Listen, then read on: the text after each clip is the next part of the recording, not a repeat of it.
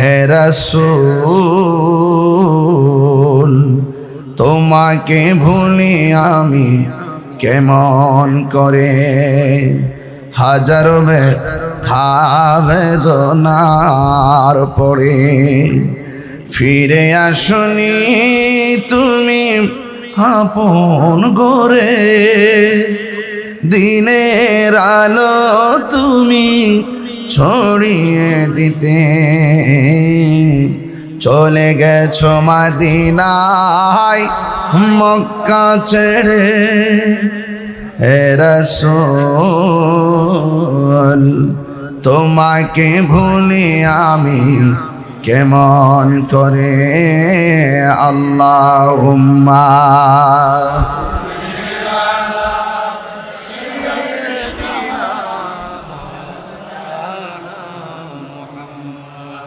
وعلى آل سيدنا।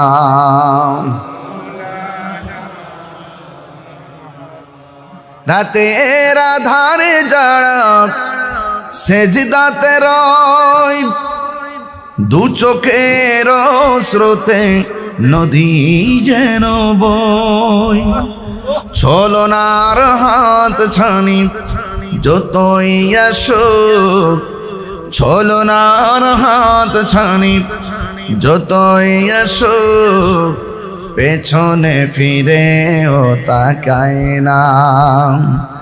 আল্লাহর প্রেম ছাড়া এই দুনিয়ায় কারো কাছে কোনো কিছু চাই না। যাদের হৃদয়ে আছে আল্লাহর ভয়, তারা কবু পথ ভুলে যায় না। আল্লাহর প্রেম ছাড়া এই দুনিয়ায় কারো কাছে কোনো কিছু চাই না, কারো কাছে কোনো কিছু চাই না।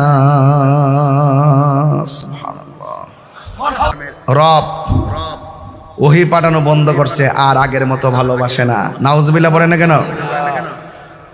এক হলো এই কথা বলে কষ্ট দিয়েছে, আর দুই নম্বর হলো রাসূল পাক সাল্লাল্লাহু আলাইহি ওয়াসাল্লামের ছেলে সন্তান যখন চলে যায়, কাফেররা বলতো আমার নবী নির্বংশ, উত্তরাধিকারী কেউ নাই। আল্লাহর হাবিব সাল্লাল্লাহু আলাইহি ওয়াসাল্লামের মনটা বিষণ্ণ। ঘরের ভিতরে তিনি ঢুকলেন, সাহাবায়ে কেরাম তাকিয়ে রইলেন। তাকানোর পরে সাহাবারা মনে মনে ভাবছেন রাসূল এত বিষণ্ণ, কিন্তু সাহাবায়ে কেরাম ঘরের দরজার সামনে ইন্তজার। আল্লাহর হাবিব ভিতরে গেলেন, ঘুমালেন। ঘুম থেকে উঠলেন, সাহাবায়ে কেরাম তো মনে মনে ভাবতেছেন আহারে রাসূল সাল্লাল্লাহু আলাইহি ওয়াসাল্লামের মনটা বিষণ্ণ দেখেছি। কিন্তু আল্লাহর হাবিব যখন ঘুমিয়ে গেলেন, ঘুম থেকে উঠলেন, উঠে দরজাটা খুললেন।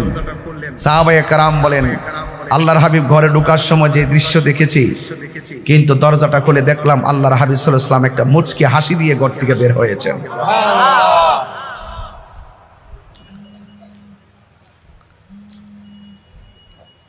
গভীর মনোযোগ আমার পেকুয়ার বাবারা, রাজাখালীর বাবারা, চকরিয়ার বাবারা, আপনারা যারা দূর দূরান্ত থেকে আজ মাহফিলে এসেছেন, হাজার হাজার মানুষ খোলা আকাশের নিচে বসে বসে আমার বয়ান যারা শোনার মানসিকতায় এসেছেন, আল্লাহর হাবিব সাল্লাল্লাহু আলাইহি ওয়াসাল্লাম কাফেরদের হীন চরিচার্থ বাক্য কালামগুলো শুনে নবী পাক সাল্লাল্লাহু আলাইহি ওয়াসাল্লাম ঘরের ভিতরে গেলেন। ঘরের ভিতরে যাওয়ার পর রাসূল একটু ঘুমালেন। আমি আপনি ঘুমালে ওযু ভেঙে যায়, আল্লাহর হাবিব সাল্লাল্লাহু আলাইহি ওয়াসাল্লাম ঘুমালে ওযু ভাঙতো না।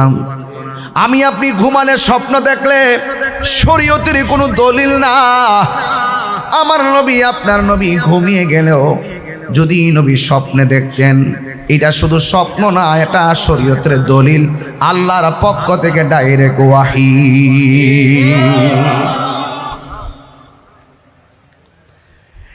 আমার বন্ধুগণ, আমার যুবক ভাইয়েরা, পর্দার আড়ালে মা বোনেরা, আল্লাহর হাবিব সাল্লাল্লাহু আলাইহি ওয়াসাল্লাম ঘুম থেকে উঠলেন, ওঠার পরে একটা মুস্কি হাসি দিলেন। আমার নবী বলেন, সাহাবারা, কাফেররা তো বলছিল আমার আল্লাহ আমার উপরে ওয়াহি নাজিল করা বন্ধ করে দিয়েছে। আজকে যখন আমি ঘুমিয়ে গিয়েছি, ঘুমের ঘরে আমার আল্লাহ কুরআনুল কারীমের একটা সূরা আমার উপরে নাজিল করে দিয়েছে। আল্লাহু আকবার কথা কেন? তোমরা যদি বলো তাইলে আমি নবী পাঠ করে শোনাবো। হায়রে কত সুন্দর কণ্ঠ, যেই কণ্ঠে আমার নবী হাসরের মাঠে তেলাওয়াত করবেন। শুধু তেলাওয়াত করবে না, স্বয়ং আমার আল্লাহ রাব্বুল আলামিন নিজেও এই কোরআন তেলাওয়াত করবে। আল্লাহর হাবিব সাল্লাল্লাহু আলাইহি ওয়াসাল্লাম বলেন, এ সাহাবীরা, তোমরা যদি আমাকে বলো যে এই সূরাটা ঘুমের ঘরে নাজিল হয়েছে, এই সূরাটা আমি তোমাদের সামনে তেলাওয়াত করব। সাহাবায়ে কেরাম বলেন, ইয়া রাসূলুল্লাহ, আপনি তেলাওয়াত করুন। আল্লাহর হাবিব ঘুমের ঘরে সূরাটা আমার আল্লাহর হাবিব তেলাওয়াত করলেন। আয়াত, ইন্না আ'তাইনাকাল কাউসার ফাসাল্লি লিরাব্বিকা ওয়ানহার ইন্না শানিআকা হুয়াল আবতার। এই সূরাটা আমার নবী তেলাওয়াত করলেন। এই সূরাটা মক্কায় নাজিল হয়েছে। আমার নবী হলো মক্কায়। আল্লাহ বলে, জিব্রাইল আমার বন্ধুর কাছে তুমি মক্কায় কোরআন নিয়ে যাও। আমার নবী মদিনায়, আল্লাহ গো জিব্রাইল কোরআন নিয়ে মদিনায় যাও। নবী যেথায় কোরআন নিয়ে জিব্রাইল যায় সেথায়। আল্লাহু আকবার।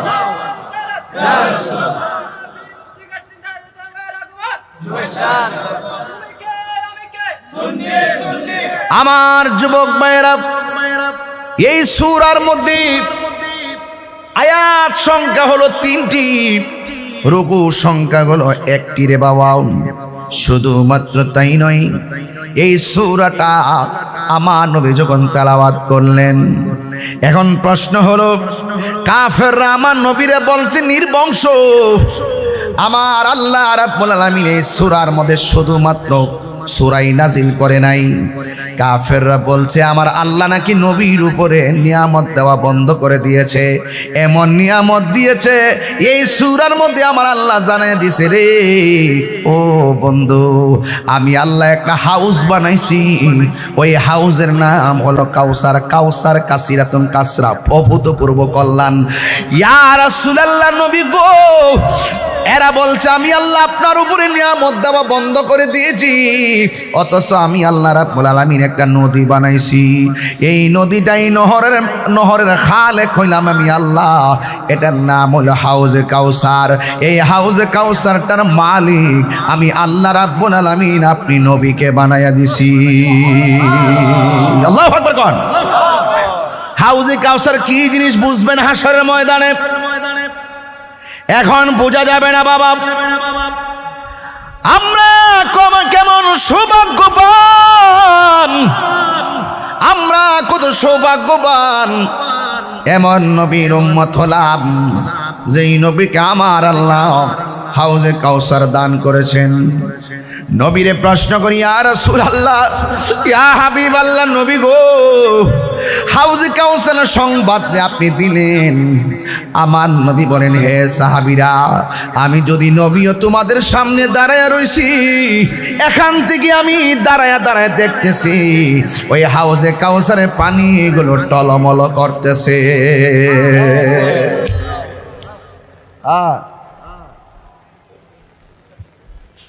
আল্লাহ রাব্বুল আলামিন হাশরের ময়দানে কোন জায়গার ভিতরে এই হাউজে কাউসারটা বানিয়ে রাখলেন, সেই জায়গাটা হলো, আওয়াজ কিসের?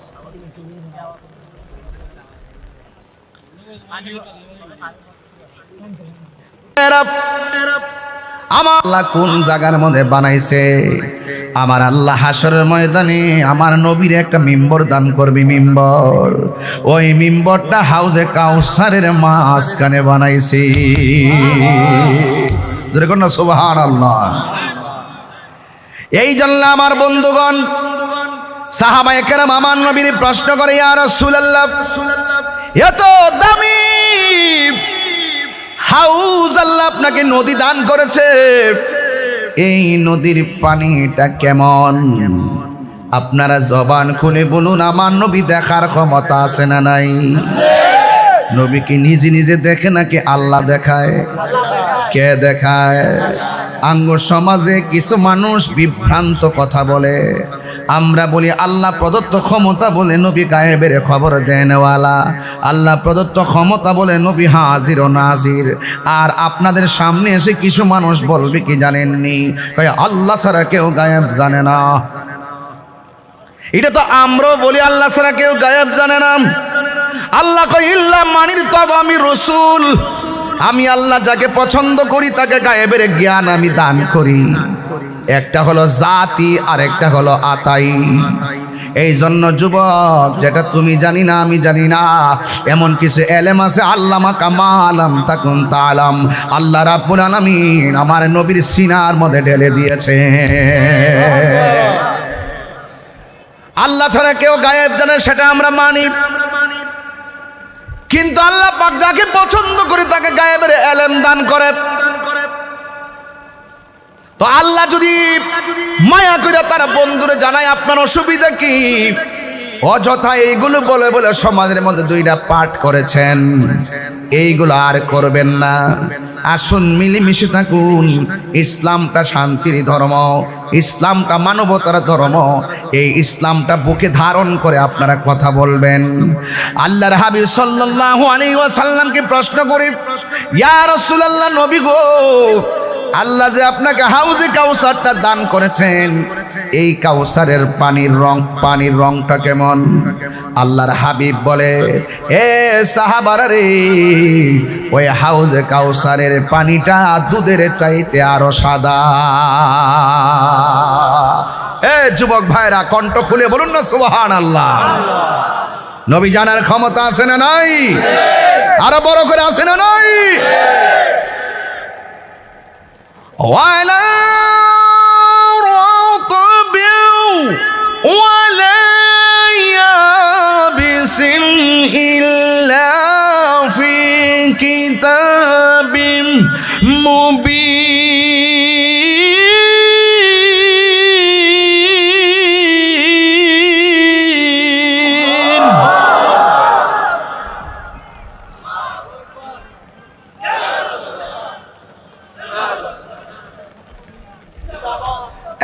আমার যুবক ভাইয়েরা, আমার হাতে কোরআন, সন্দেহ আছে?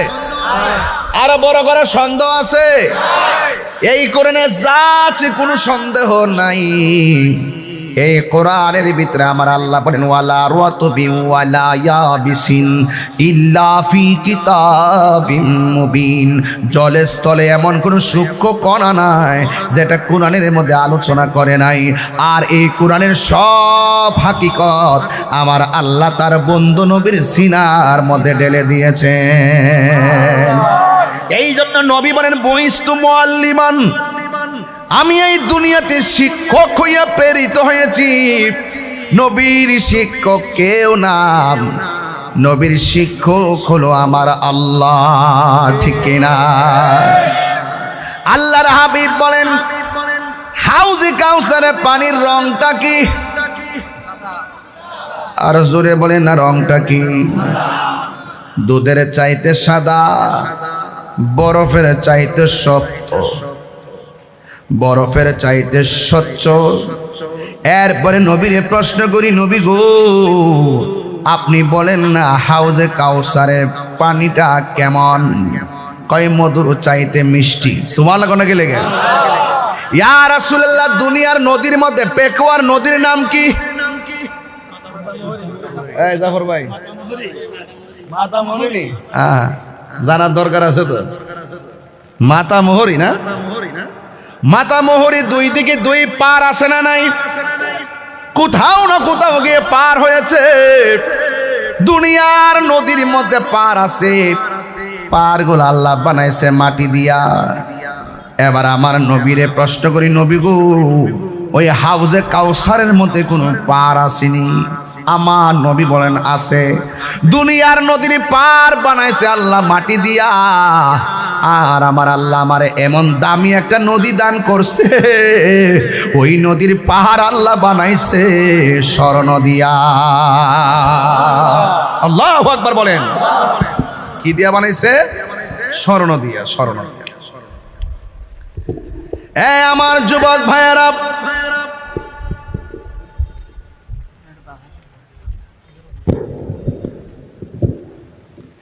অনুরোধ করে বলি, এবার আমার নবীর প্রশ্ন করি, নবী গো, স্বর্ণ দিয়া যদি পার বানাই, আমরা তো দেখেছি মাতামহরী নদীর উপরে ঢেউ আছে, ঢেউ বঙ্গোপসাগরের ঢেউ আছে, কক্সবাজার সমুদ্র সৈকতে ঢেউ আছে, পতেঙ্গায় দাঁড়ালে সেখানেও ঢেউ দেখা যায়। ইয়া রাসূলুল্লাহ, নবী গো, আপনাকে আল্লাহ যেই নদী দান করেছে, এই নদীর মধ্যে কোনো ঢেউ আসেনি? আমার নবী বলে আছে। এই ঢেউগুলো আমার আল্লাহ কি দিয়ে বানাইছে? আমার নবী, আপনার নবী বলেন, আল্লাহ আমার এমন একটা দামি নদী দান করেছেন, এই নদীর ঢেউ আল্লাহ বানাইছে মণিমুক্তা দিয়া। নিচে মাটি আসেনি, মাটি। আমার নবী বলে, উম্মত, সব নদীর নিচে মাটি দুর্গন্ধ, আর আমার আল্লাহ আমাকে যে হাউজে কাউসার দান করেছেন, ওই হাউজে কাউসারের নিচে যে মাটিগুলো আছে, ওই মাটিগুলো আমার আল্লাহ মেশকে আম্বর দিয়া বানাইছি। আল্লাহু আকবার বলেন। এই নদীটা পানির গুণাগুণ কি? আল্লাহর হাবিব বলতেছেন, এই নদীর পানির গুণাগুণ হলো, যেই দিন হাসরের ময়দান কায়েম হবে, যেই দিন মানুষ নাফসি নাফসি বলে কাঁদবে, কেউ গিরা পানির মধ্যে সাঁতার কাটবে, কেউ কোমর পানির মধ্যে সাঁতার কাটবে, কেউ গলা পানির মধ্যে সাঁতার কাটবে। গরম পানির কারণে বডি থেকে গোশতগুলো আলাদা হয়ে যাবে। আল্লাহু আকবার গণ। গোশতগুলো আলাদা হয়ে যাবে। মানুষ 50,000 বছরের সমান ওই পানির মধ্যে ভাসবে। মানুষ এত তৃষ্ণার্ত হয়ে যাবে, এমন তৃষ্ণার্ত হয়ে যাবে, দুনিয়ার এমপি মন্ত্রী বুঝি না, বক্তা তক্তা শ্রোতা বুঝি না, সেই দিন মায়ের চাইতে আপন কেউ নাই, মা পর্যন্ত সন্তানকে পরিচয় দিবে না। সেই দিন মানুষ নাফসি নাফসি বলে সেদিন কাঁদবেরি। ওই কঠিন মুসিবতে আপনজন কেউ কাউকে চিনবে না, কেউ কাউকে চিনবে দূরের কথা, একজন আরেকজনকে দেখার মতো কোনো সুযোগ নাই। কয় কেন? আমার নবী বলেন, আয়েশারে, ওই ময়দানটাতে মানুষ উলঙ্গ অবস্থায় উঠবে, গাটটা বাঁকা করে দেওয়া হবে, সূর্যের বরাবর চোখ থাকবে, একটা সেকেন্ডের জন্য কেউ কাউকে দেখবে সুযোগ পাবে না, পায়ের মধ্যে স্যান্ডেল থাকবে না, নিচের মাঠটা হবে একদম উদ্ভিদবিহীন মাঠ, পায়ের মধ্যে জুতা থাকবে না, পুরা মাটির মাঠ হবে, খালি পায়ে সেই মাঠের মধ্যে দাঁড়াবে। মানুষ তৃষ্ণার্ত হয়ে যাবে। ওই মুহূর্তে এই পানিটা কেমন জানুনি? আমার নবী, আপনার নবী বলেন, মানুষ হাসরের ময়দানে এক ফোঁটা পানির জন্য পাগল হয়ে যাবে। মুনাফিকদেরকে আল্লাহ পানি দিবে না, কাফেরদেরকে আমার আল্লাহ পানি দিবে না, আল্লাহর সঙ্গে যারা শরিক করে এদেরকে আমার আল্লাহ পানি দিবে না রে। যারা বান্দার হক মেরে খায় তারা পানি পাবে না রে, যারা বেদাত করে তারা পানি পাবে না রে। এই বন্ধুরে আমার, এখন প্রশ্ন হলো নবী গো, সব মানুষ নাফসি নাফসি বলে কাঁদে, পানির জন্য পাগল হয়ে যাবে। ওই দিন এক ফোঁটা পানি কেমন জাননি? আমার নবী আপনার নবী বলেন, এই হাউজে কাউসারের পানি এমন গুণাগুণ, এক ফোঁটা পানি পান করলে গো জিন্দিগিতে আর পানি তৃষ্ণা লাগবে না। এই পানিগুলা কেমনে পান করাবেন গো নবী? কয় আকাশ দেখছুনি? আকাশ হ দেখেছি। আকাশের মধ্যে যত তারকা আছে, তারকার চাইতেও বেশি পরিমাণ পাত্র আমার আল্লাহ আমাকে দান করবেন। আমি নবী যেই জায়গার মধ্যে আমার মিম্বর, এই মিম্বরটা হবে আমার হাউজের উপরে। আমি নবী ওই আকাশের তারকা পরিমাণ যে পাত্রগুলো আছে, আমি নবী পাত্র দিয়া দিয়া আমার বান্দারে পানি পান করাবো। শুধুমাত্র তাই নয়, এই নদীর পারে গেলে একটা বাতাস লাগে, বাতাসের ভিতরে মনটা শীতল হয়ে যাবে।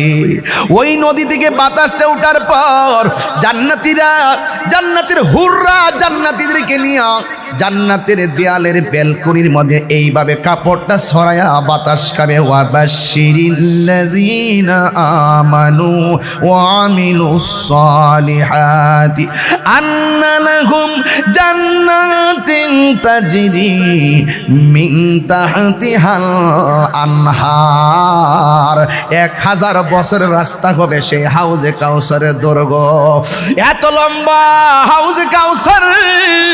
আমার নবী বলে জান্নাতের নিচ দিয়া নহরগুলোর একটা খাল, একটা হলো উপসাগর, একটা হলো সাগর, আরেকটা হলো উপসাগর, একটা হলো নদী, আরেকটা হলো উপনদী। এই উপনদী কারে কয়? খাল নদী থেকে যেটা শাখা বের হয় উপনদী। হাউজে কাউসার দিকে আমার আল্লাহ অনেকগুলা শাখা বের করবে। যেমন একটা টাঙ্কি আছে, টাঙ্কি থেকে অনেকগুলা পাইপ আছে। কেউ ওজুখানা দেয়, কেউ সামনে দেয়, পিছনে দেয়, ড্রয়িং রুমে দেয়, এমনভাবে বেসিং রুমে দেয়। আমার আল্লাহর হাবিব বলেন, আমার আল্লাহ হাউজে কাউসার দিকে কিছু ড্রেন বাইর করবে, ড্রেন, কিছু উপনদী বাইর করবে। আমার আল্লাহ জান্নাতের নিচ দিয়া নহরগুলা প্রবাহিত করবে।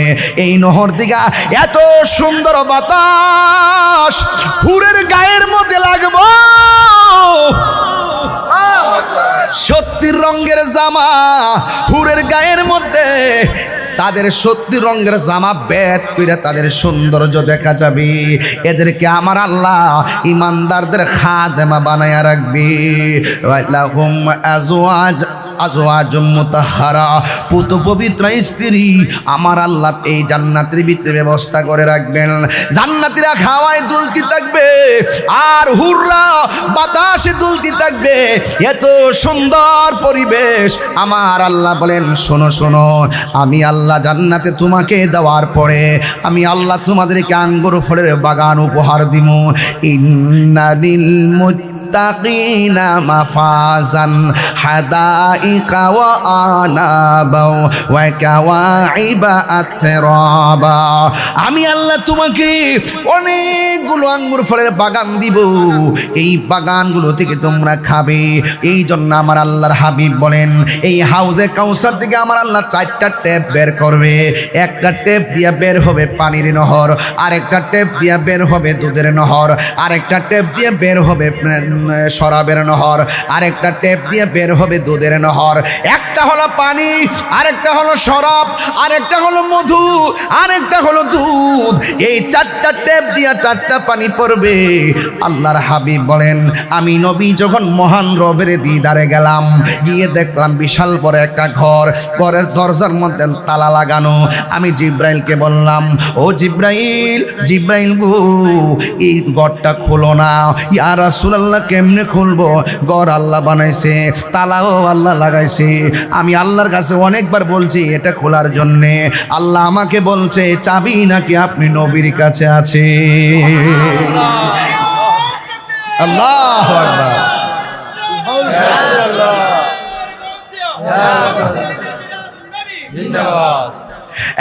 বন্ধুগণ, আল্লাহর হাবিবের জবান মুবারকটা তালার সামনে রাখার পর গড়টা খুলে গেছে।